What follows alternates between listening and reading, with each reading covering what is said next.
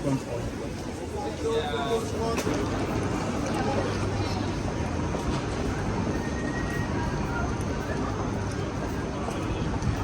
นี้กำลังเดินทางไป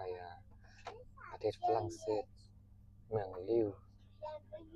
รถไฟกำลังจะออกเดินทางแล้วใช้เวลาประมาณ1 ชั่วโมง 22 นาทีบ่งชื่อ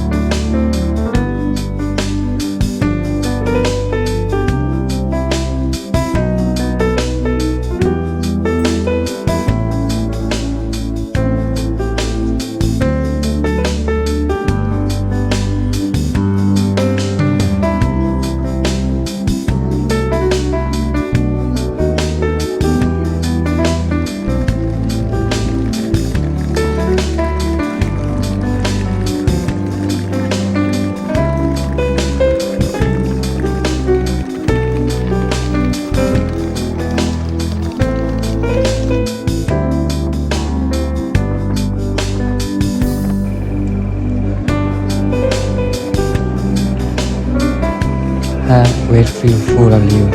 ง่ายที่สุดในเมืองลิว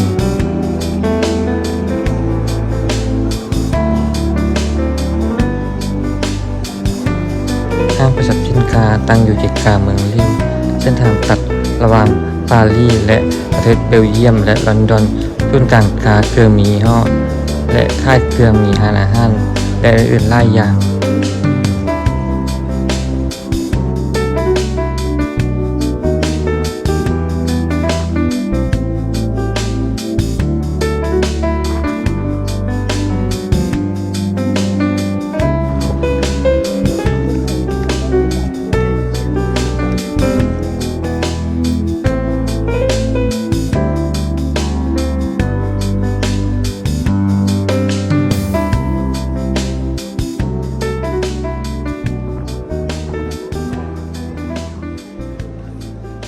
โบสถ์ที่เก่าแก่ในเมืองลิว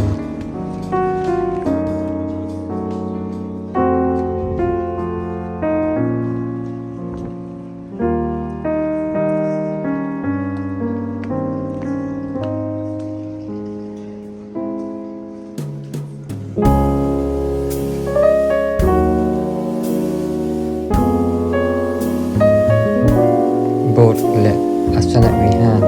ในเมืองลิวโบสถ์ที่เก่าแก่มีการตกแต่งภายในและการออกแบบที่สวยงามจนต้องได้แวะชมและเป็นน่าชื่นชม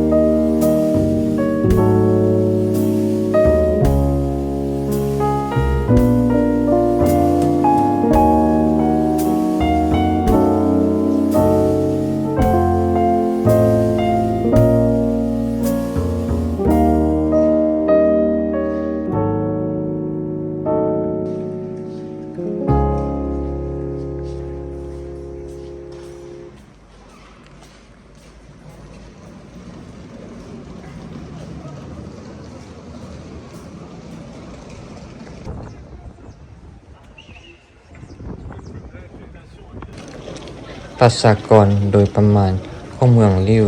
รวมทั้งตัวเมืองและพื้นที่โดยรอบในปี2005อยู่ที่ประมาณ 191,590 คน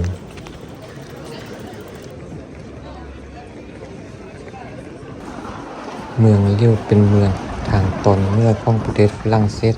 ภายในแคว้นแฟนเดอร์ของประเทศฝรั่งเศสตั้งอยู่แคมริมน้ำแม่น้ำเดอร์ใกล้กับชายแดนของประเทศฝรั่งเศสกับประเทศเบลเยียม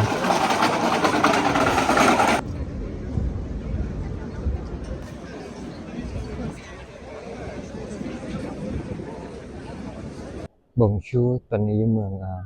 ลิ่วอากาศหน้าร้ายแบบ0 องศา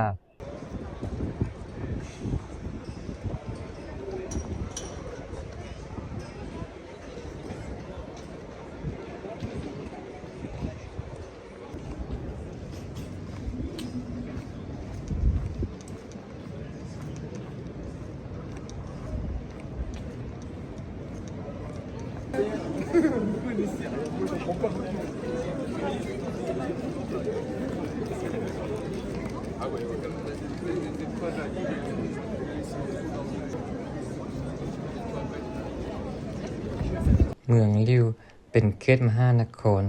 ที่ใหญ่เป็นอันดับ4ของฝรั่งเศสเป็นศูนย์กลางทางการเงินที่สำคัญและเป็นเมืองที่โดดเด่นในการใช้ชีวิตที่เป็นมิตร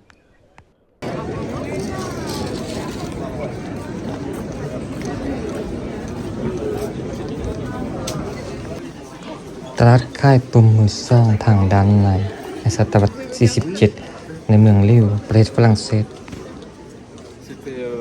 On va get building in the photo. Yeah, Just have a look. on place. No, just the building in the photo. Look, do it. Yeah.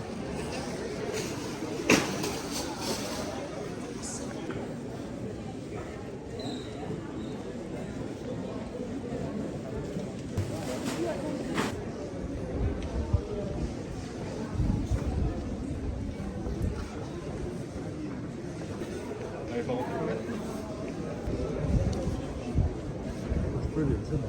Yeah.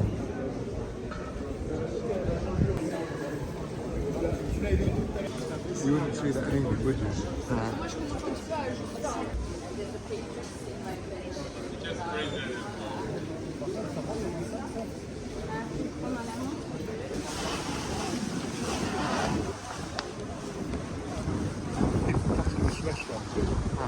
Look, there's the old farmers, look. That's a museum. Oh, that's nice.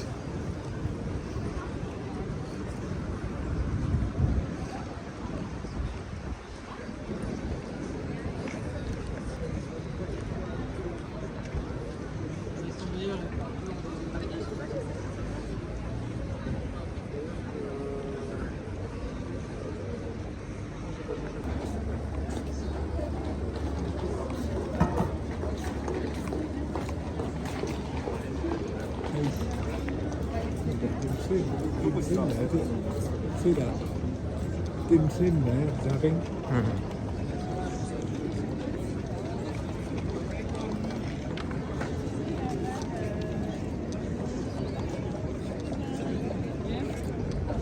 Over that way as well, through there.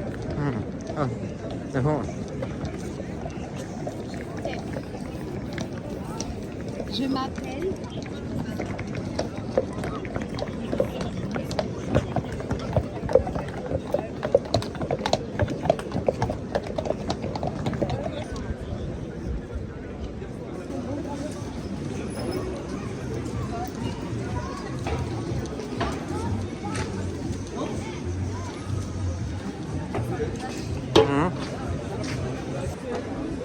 ร้าน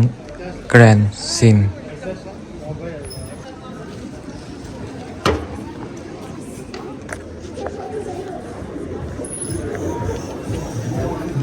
Bloody busy though.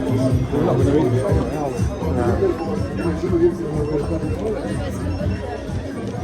แกรนด์ซิมคือแหล่งรวมอาหารท้องถิ่นของเมืองลิ่วที่มีร้านอาหาร10ร้านที่เสิร์ฟอาหารท้องถิ่นในราคาสมเหตุสมผลและมีบาร์2แห่งข ร้านกาแฟและงานวัฒนธรรมอื่นๆ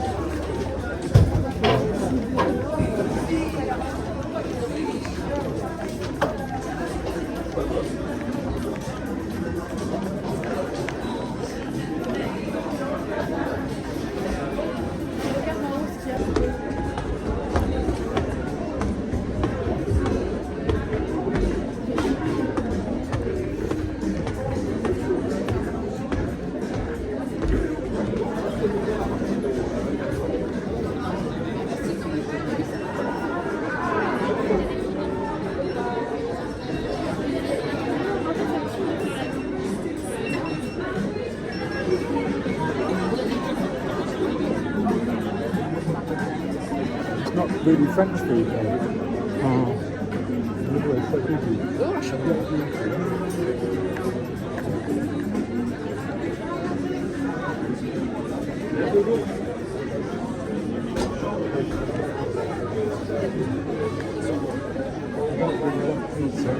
อืม It's a bit busy, isn't it? อืม We find the market, leave it for the moment. โอเค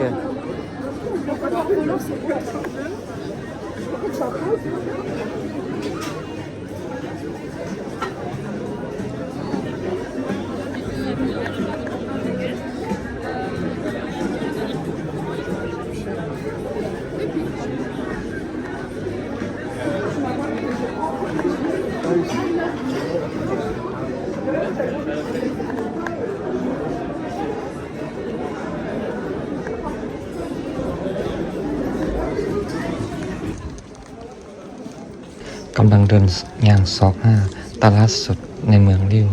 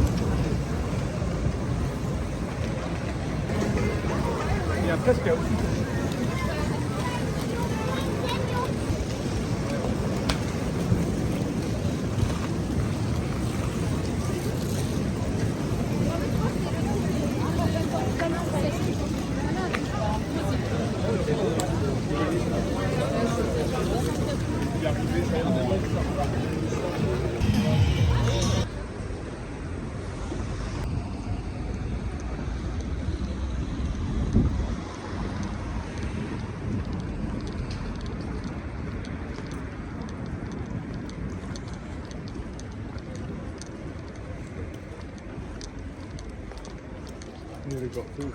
places in here. อืม No. This is nice. They've got food places. อืม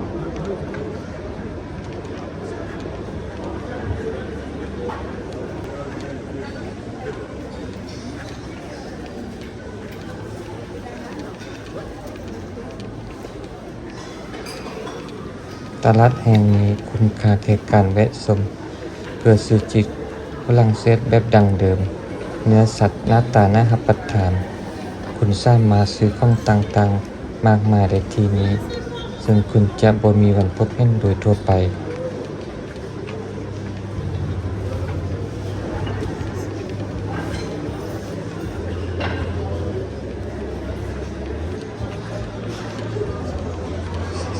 It's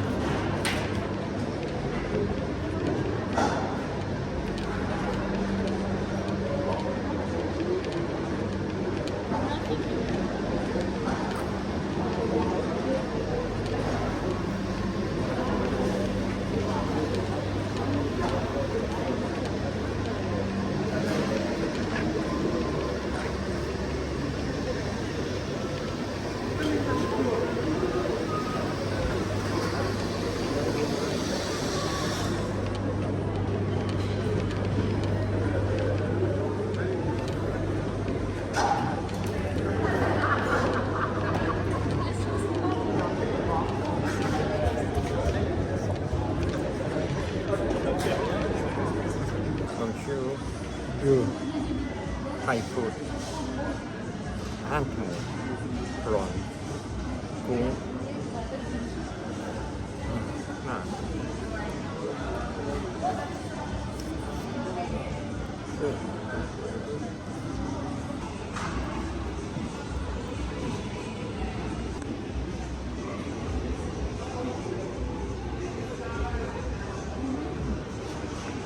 Good. Very nice.